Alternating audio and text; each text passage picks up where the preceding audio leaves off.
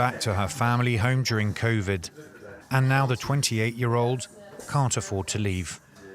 I would like to maybe move in my partner or do something like that, and that's just not an option really. There's different decisions of life being put off or kind of taken into consideration about how that would work because your house is your base.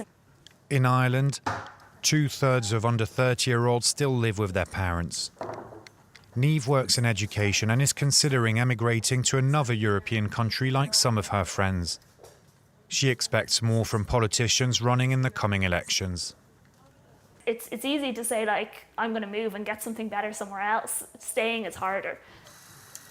Her home is in Enfield, a small town 40 kilometres outside of Dublin. The fields where Niamh used to play growing up have been replaced by houses.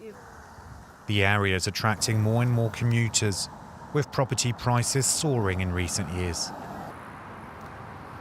The housing crisis hits both rural Ireland and cities, so all political parties have been campaigning on the issue, saying more construction and flats were desperately needed. Fianna Fáil, currently in power here and part of the Renew bloc, is now calling for a new European strategy, with the creation of a committee paving the way for more reforms and investment.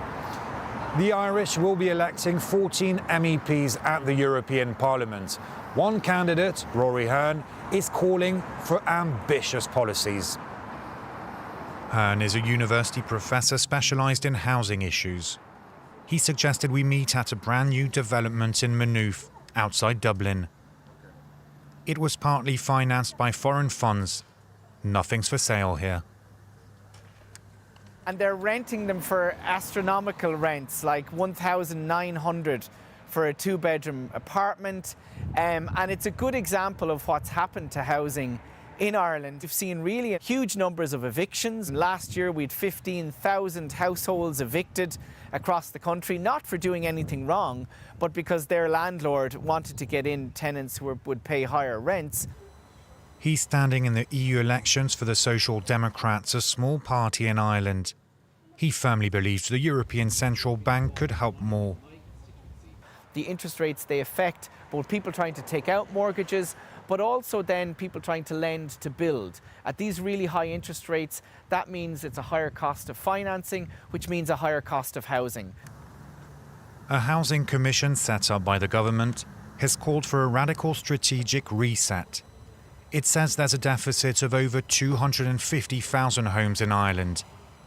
First-time buyers are struggling to enter the market, and affordable housing must be a priority.